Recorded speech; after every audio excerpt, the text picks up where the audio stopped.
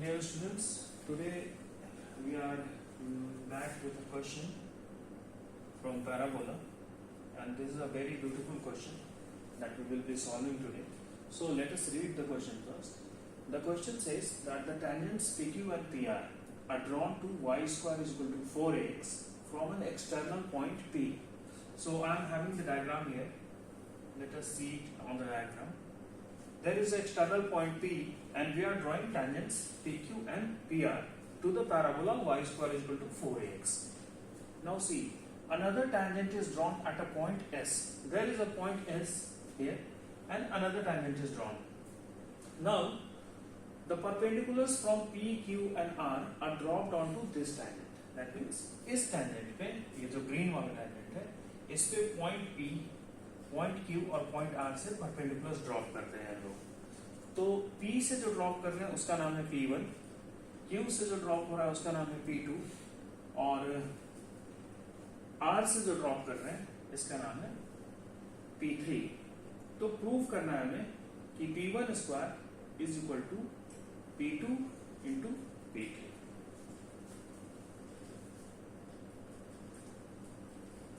Okay, P1 square is equal to P2 into P3. अब ये कैसे प्रूफ होगा? और एक और है, एक और पार्ट है इसका कि the value of PU by PQ, the value of PU by PQ plus PV by PR निकालना है. तो देखिए ये लेंथी क्वेश्चन है और थोड़ा सा डिफिकल्ट भी हो सकता है आपको लगे, but I will try my best कि इसे इजीली समझा के सॉल्व किया है. तो आइए इसको सॉल्व करते हैं.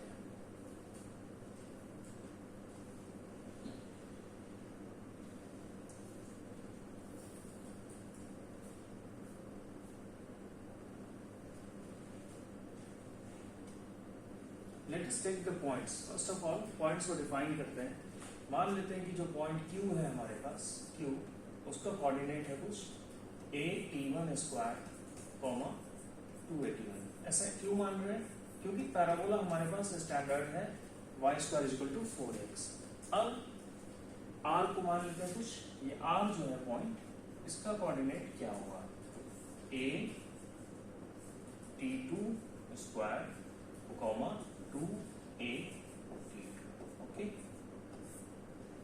ये तो मान लिया हमने Q का कोऑर्डिनेट और R का कोऑर्डिनेट. अब यदि मैं टैंजेंट ड्रॉ करता हूं Q पे और R पे, तो वो दोनों कहीं ना कहीं जाके इंटरसेक्ट करेंगे.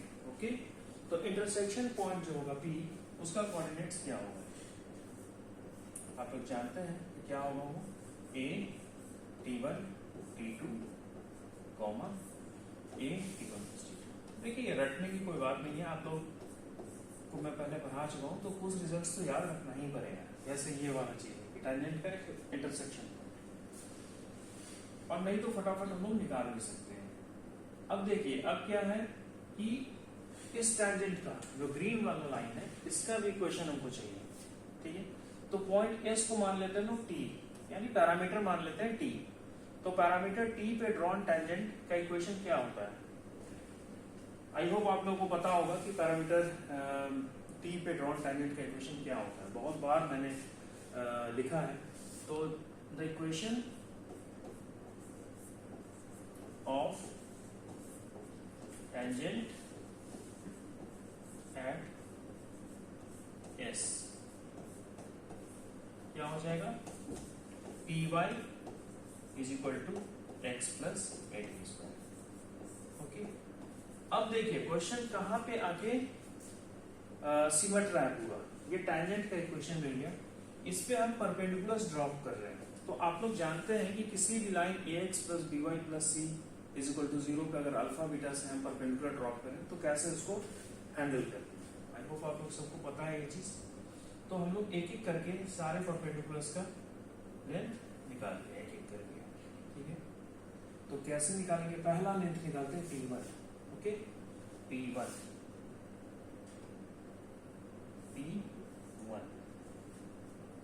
क्या होगा? पॉइंट P से इस लाइन पे ये जो लाइन है इस पे परपेंडिकुलर पॉइंट P से. तो पहले तो इसे हम लोग ऐसे लिख लेते हैं ताकि ये इजी रहे हमारे लिए, एक तरफ सारी चीज को करके, यानी x minus t y plus a t square is equal to 0। Okay, अब क्या करना है, परपेंडिकुलर लिखना है। तो परपेंडिकुलर कैसे लिखेंगे, इस पॉइंट से, the perpendicular from P to this tangent. तो A mod of A T1 T2 minus T times of A T1 plus T2 plus AT square plus AT square upon square root under 1 plus T square. I hope ये आप लोगों को बिल्कुल clear होगा कि ये perpendicular मैं कैसे लिख रहा हूं। अब चलते हैं हम लोग P2 पे, P2 और P3 पे। P2 किससे है, देखिए P2 है पॉइंट Q से इस लाइन पे, है ना, पॉइंट Q का कोऑर्डिनेट है हमारे पास दिया हुआ। तो P2 कैसे लिखेंगे, यहीं पे मैं लिखता हूं P2 is equal to Q point से F1 पर। तो Q पॉइंट क्या है वो, और लाइन क्या है ये। तो देखिए x की जगह रखेंगे AT1 स्क्वायर, मोड में AT1 square minus T times of y क्या है 2AT1 और plus AT square, okay, divide by root under 1 plus T square. ठीक, यहां तक तो आ गया हम लोग। अब थोड़ा सा इसको सिंप्लीफाई कर लेते हैं। थोड़ा सा क्या करेंगे, सिंप्लीफाई। कैसे होगा सिंप्लीफाई P1, देखिए थोड़ा सा P1 को सिंप्लीफाई करते हैं और देखते हैं यहाँ पे क्या है। यानी दिस इज इक्वल टू, क्या लिखेंगे, A T1 कॉमन ले लिए तो क्या बचा अंदर में, माइनस AT1 कॉमन ले लिए तो बचा T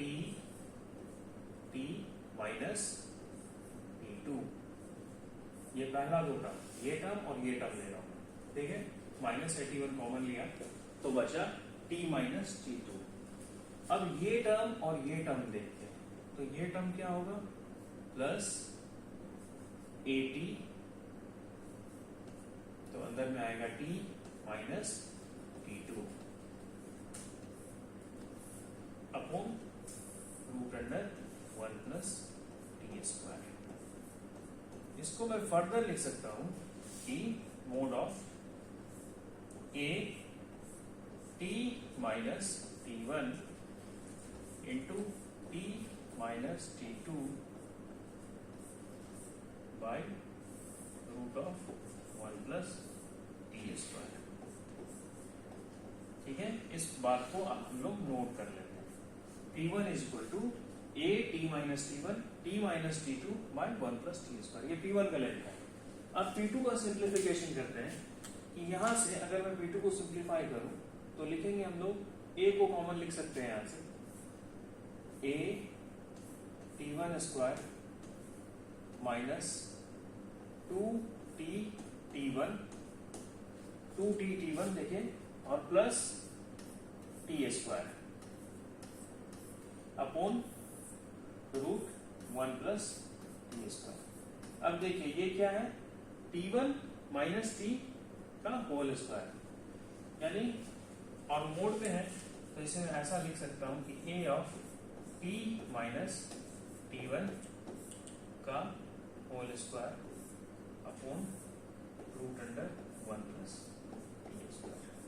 मैं इंटेंशनली मैं T माइनस T1 के टर्म्स में ला रहा हूं क्योंकि इधर मैंने उसी ढंग से लिया है। वैसे कोई फर्क नहीं पड़ता, सब कुछ मोड में है। अब चलते हैं हम लोग थोड़ा सा ऊपर और एक बच गया हमारे पास P3 बच गया। ओके, P3 किस पॉइंट का नाम था, P3 देख लीजिए A P3 जो था वो R से ड्रॉ हो रहा था उस पर परपेंडिकुलर, तो P3 को भी निकालना पड़ेगा। P3 कैसे निकलेगा, R से AT2 से ड्रॉ हो रहा था, तो x minus T1 plus AT square 0। Equation है x minus TY plus AT square equal to 0, और जो ये है पॉइंट और वो पॉइंट है a t2 square 2a t2। तो इस पे परपेंडिकुलर चाहिए हमको, किस पॉइंट से, इस पे परपेंडिकुलर चाहिए हमको point a t2 square 2a t2। ये हमारा क्या होगा p3, p1 निकला, p2 निकला, ये क्या है p2 है ना। ये हमारा क्या था, देखिए ये था हमारा p2, ये था p2।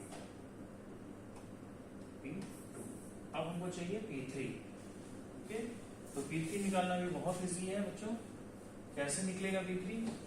p3 is equal to mod of, क्या लिखेंगे, a t2 square minus ty, यानी माइनस 2a t2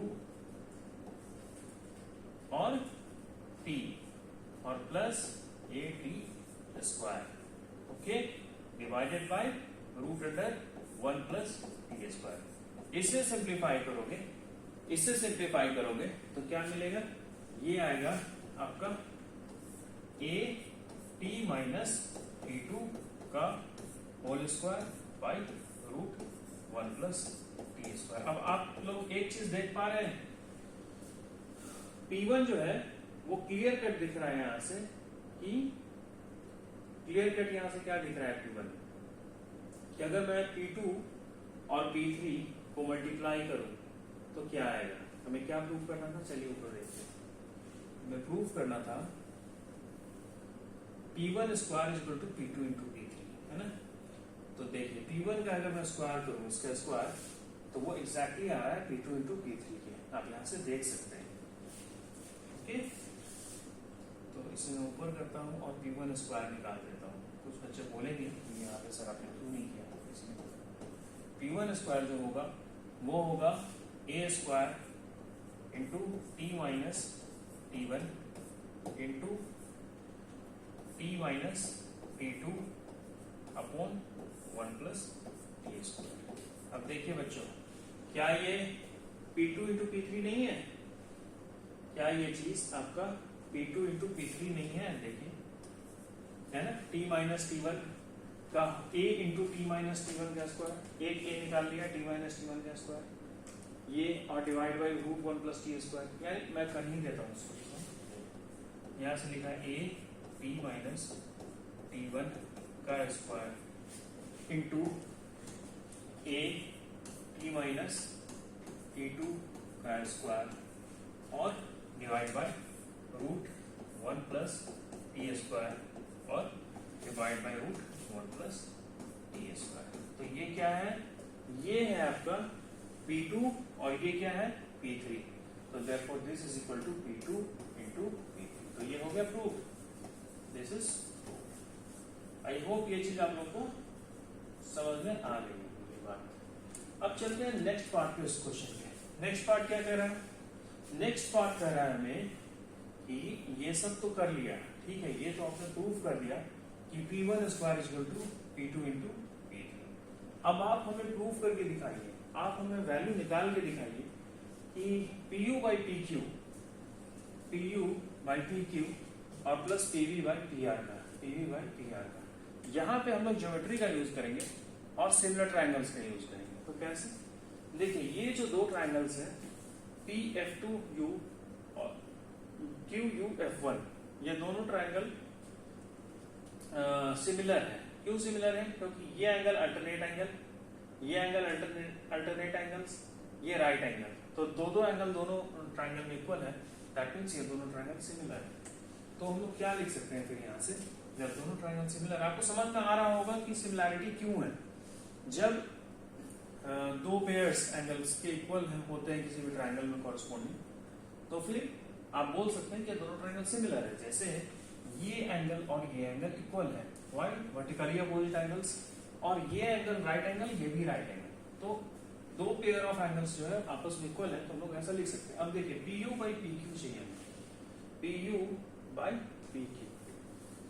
मैं थोड़ा स्पेस यहाँ बनाना चाहता हूँ, तो आई होप अगर इसे मैं थोड़ा हटा दूँ तो आप लोग को दिक्कत नहीं होना चाहिए कुछ चीज़, क्योंकि आप लोग तो समझ गए वो सारा चीज़ जो मैं वहाँ लिख रहा था।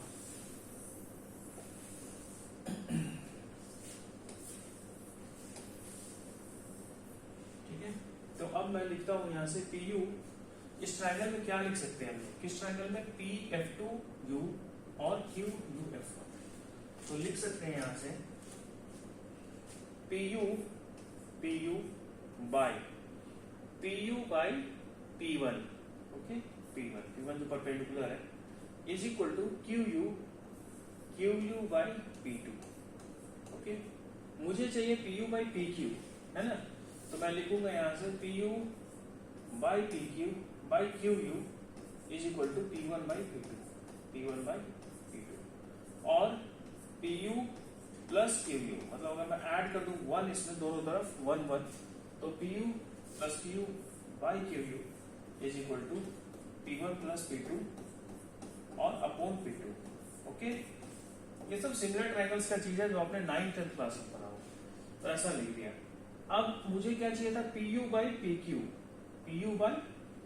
ये मेरे पास क्या निकल के आया, Q U by P Q, ये मेरे पास निकल के आया पी क्यू, ये पी यू प्लस क्यू क्या है, P Q by Q U is equal to P U P one plus P two upon P two. अब अगर हम चाहें तो यहां से लिख सकते हैं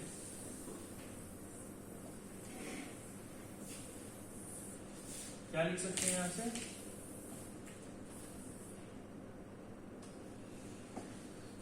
कि Q U by P U होगा P two by P one plus P two, ठीक है। देयरफॉर, लेकिन हमें तो क्यू यू नहीं चाहिए ना, हमें चाहिए था क्या, आप देखिए क्या चाहिए था हमें, P U by P Q, हमें चाहिए था P U by P Q, तो क्यू यू की जगह अगर मैं लिख दूं, ये हो गया पी क्यू बाई क्यू, यहाँ हो गया पी क्यू, ये है पी क्यू, तो मुझे चाहिए था P U by P Q, तो मैं अगर यहाँ से लिखूं बाई सिमेट्री हम लोग लिख सकते हैं कि P U by P Q is equal to P one by P one plus P Q, P one by P one plus P two, ऐसा हम लोग लिख सकते हैं यहाँ से, ओके। तो ये एक रिजल्ट हो गया आपके पास। अब आपका क्वेश्चन क्या कर रहा है, आप क्वेश्चन में चलिए जरा देखिए, क्वेश्चन पूछ रहा है आपसे P U by P Q तो आपने निकाल लिया, P one by P one plus P two, अब आपसे पूछ रहा है पीवी बाई पी आर, तो पीवी बाई पी आर जो है वो फिर से वैसा ही केस है, पीवी बाई पी आर। देखिए दो ट्रायंगल्स जिनका वर्टिकली अपोजिट एंगल्स इक्वल है और राइट एंगल से, तो दोनों ट्रायंगल सिमिलर है यहाँ पे। तो अगर आप इसमें सॉल्व करेंगे, यहाँ पे अगर आप सॉल्व करेंगे तो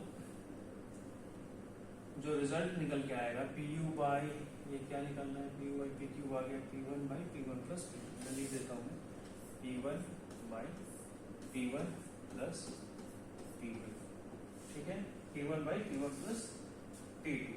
और इसको अगर आप सॉल्व करेंगे पीवी बाई पी आर को, पीवी बाई पी आर को, तो ये निकल के आएगा, आप कर सकते हैं यहाँ पे, मैं कर लेता हूँ ऊपर से, इसे भी मैं यहीं पे करता हूँ ताकि स्पेस रहे, ठीक है। कैसे करेंगे हम लोग, यहाँ पे लिखेंगे, देखिए मैं रब कर रहा हूँ क्योंकि मुझे ये डायग्राम बार बार देखना पड़ रहा है, ठीक है। अगर ये मुझे डायग्राम नहीं देखना होता तो शायद मैं रब नहीं करूँगा, क्योंकि बिना डायग्राम देखे वो सिमिलैरिटी लिख के साइड को लिखना थोड़ा मुश्किल है। तो यहाँ आइए, पूछ रहा है पीवी बाई पी आर, मैं क्या लिखूंगा यहाँ से, P one upon PV is equal to ये P three upon RV, okay. अब मैं यहाँ से लिख सकता हूँ P one upon P three is equal to PV upon RV, दोनों साइड वन ऐड किया, क्या बना, P one plus P three by P three is equal to PV plus RV by RV, PV plus RV क्या होगा, P R by RV, okay. आप लोग ये सब क्लास 10th में पढ़ोइएगा तो यहाँ तक दिक्कत नहीं है। देखिए पीवी बाई पी आर चाहिए था हमें, पीवी बाई पी आर, तो फिर उल्टा करना पड़ेगा इसको, पहले तो मैं लिख देता हूँ इसे उल्टा करके, यहाँ से RV by P R is equal to P three by P one plus P three. तो यहाँ से आरबी की जगह, मतलब अगर मैं सिमेट्री यूज करूं तो यहाँ से मैं लिख सकता हूँ therefore PV by P R is equal to क्या, P1 upon P1 plus P3। आई होप ये चीज क्लियर होगा आप सबको। Okay, P1 by P1 plus P3। तो इसे मिटाते हैं, अब यहाँ पे लिखते हैं therefore this is equal two plus P1 by P1 plus P3। Okay, जब ये हो गया तो अब हमारे पास क्या करना है, सिंप्लीफिकेशन करना है। सिंप्लीफिकेशन करेंगे, दोनों का एलसीएम लिए P1 plus P2 into P1 plus P3। Okay, ऊपर में क्या आएगा, ऊपर में आएगा P1 square plus P1 P3 plus P1 square plus P1 P2। अब बच्चों देखिए हम लोगों ने क्या प्रूव किया था, P1 square equal to P2 P3 first question में प्रूव किया था हमने, है ना। तो हम लोग यहाँ से लिख सकते हैं इस चीज को, P1 स्क्वायर की जगह क्या लिखेंगे, P2 P3 है ना। तो P2 P3